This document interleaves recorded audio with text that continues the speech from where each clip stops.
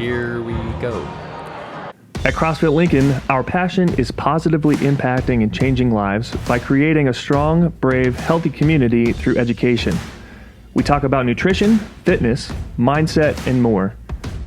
From the RoRoFlix studio, it's Aaron Perkypile, Phil Kniep, and Paul Konarski. All right, thanks so much for being with us. Welcome to another CrossFit Lincoln Connections.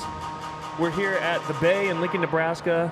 Yet another episode recorded live at the Find Your Grind Career Fair. We have some high school students checking out different careers and kind of emerging careers. And so RoRoFlix, our normal studio where we record our podcast, is here, letting kids kind of see what it's like to be in the podcasting business and the film business. And so we're just feel fortunate to be a part of this event and get to record. I have Paul Konarski here, our head coach at CrossFit Lincoln, and he's going to talk to us a little bit about this fitness hierarchy or pyramid that CrossFit came out with when it first started. Yep. And there's kind of 5 levels to that pyramid. I'll put these on the screen later so that you can see this pyramid. But we start at the bottom with nutrition, and then you have metabolic conditioning. You've got gymnastics, weightlifting, and throwing. And then at the very top, at the pinnacle, you've got we're training for sport, or like I like to say, we're training for life. Yeah. Right?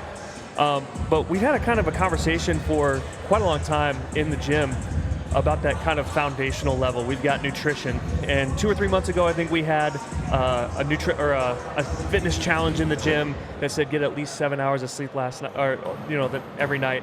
And the conversation began to kind of arise and say, hey, which is more important? Is nutrition more important or sleep more important? If you were gonna, because sleep's not on that fitness pyramid. Yeah. Should sleep be underneath? Should it be next to nutrition, or should it be slipped between nutrition and the metabolic conditioning? So Paul, talk to us a little bit. Tell us about sleep. Why is sleep important? Let's start there. All right. No, I think this is a really good question. It's a good thing to talk about. Obviously, they're both real important, and so is the exercise. Like, all of it matters and is going to help you be healthier and improve and grow and stuff like that. But so you can think of exercise and things like that you do. You are putting a stimulus into your body to improve. Most of that improvement actually comes when you're asleep. So if you just lived every day and you never slept, you would be continually putting a stimulus into your body to improve, telling it to build up, and the stimulus that you're putting into it to prompt it to do those things, to build yourself up, to be stronger and fitter. Generally, it is a little bit of breaking yourself down. And if you just did that every day and you never had the opportunity to rebuild, you would obviously just be broken down more and more and more. So you have to have that sleep in there to give yourself the chance to recover and rebuild. And then that's where a really good nutrition is also useful, because it's going to help you get the most out of your sleep and the training and everything else you do. I would put sleep at the bottom. I would put it below nutrition. So more important than nutrition? I think so. Really? Yeah. And so we'll look at it like this. So if you're going to take away one or the other, like you're eating, you just didn't eat at all, you fasted, or if you're going to not sleep at all, like which one would kill you first? It would be not getting sleep. Not getting sleep would kill you before not getting any food would. Now, that might not mean that it's like day in and day out, it's the most important thing, but I still think probably sleep is the most important of all of these things. Wow.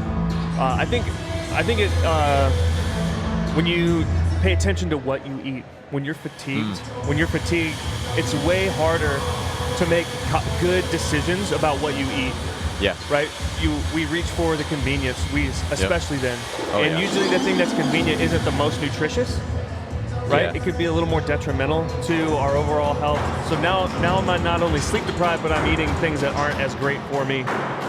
And then I'm going to the gym and trying to break down my body more. Yeah. So at that point, it's a bit of a vicious cycle. Yeah. Yeah. So what should I do then? If I can only average 5 hours of sleep a night, should I still work out? That's a tough question.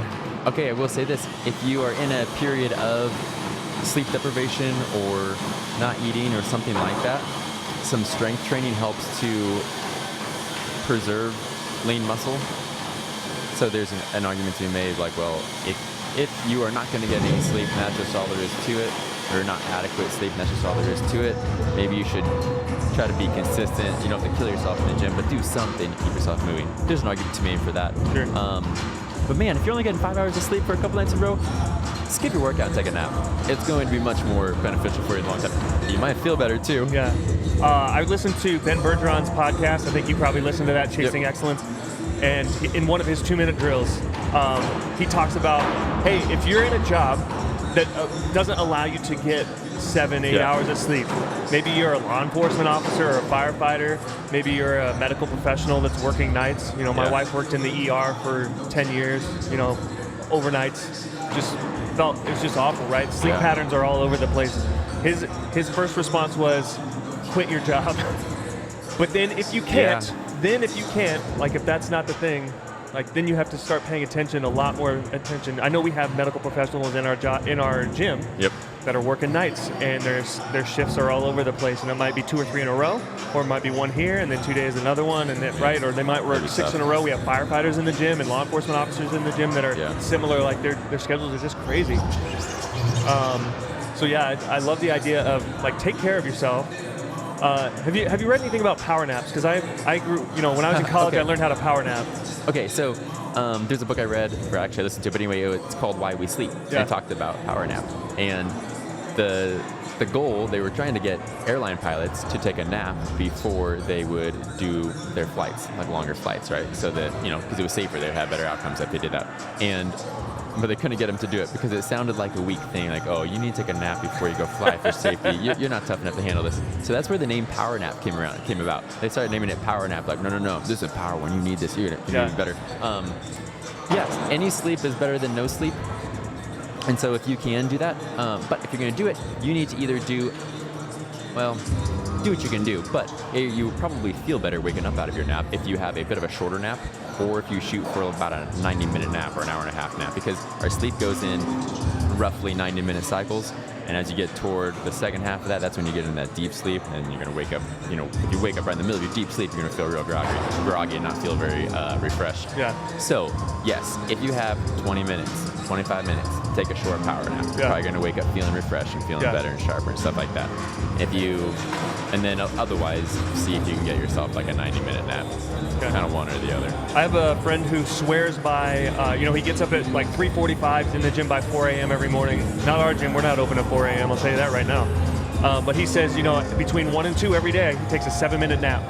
7 minutes. That's all he needs. And then he can finish the day. Well, you know, because if you're getting up at 3:45 in the morning, you're probably going to bed at 7:45, 8. Yeah, so you don't need very much to carry you over till 7:45 or 8 by 1 or 2 in the afternoon.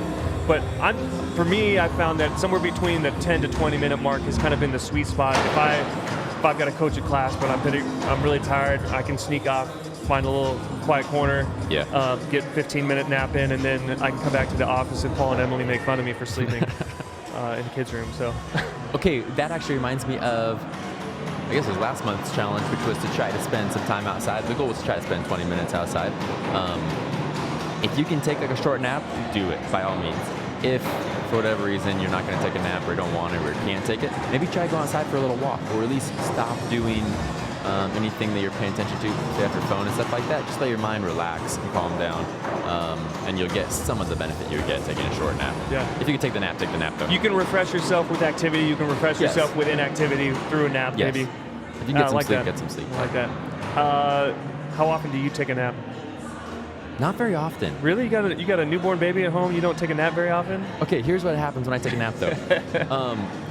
I keep hitting snooze because I do like that 15-20 minutes and it feels so good. I want to keep going, and so I don't know. I tend to. It's a downward spiral from there. Yeah, it's a slippery slope for me. I can't handle it. So I usually don't take naps, for better or worse. Yeah. So. Well, thanks, Paul. That's great. Yeah. Thanks for sharing about sleep. Thanks for joining us for CrossFit Connections. Hopefully you see us next time. If you want to learn more, if you want to meet with some of us, learn more about CrossFit Lincoln, you can go to CrossFitLincoln.com. You can email us at info@CrossFitLincoln.com or schedule an appointment to meet with one of us, CrossFitLincoln.as.me/No Sweat Intro. Thanks again to Roro Flicks for hosting us here at Find Your Grind Career Fair at the Bay here in Lincoln, Nebraska. Looking forward to seeing you next time. Thank you.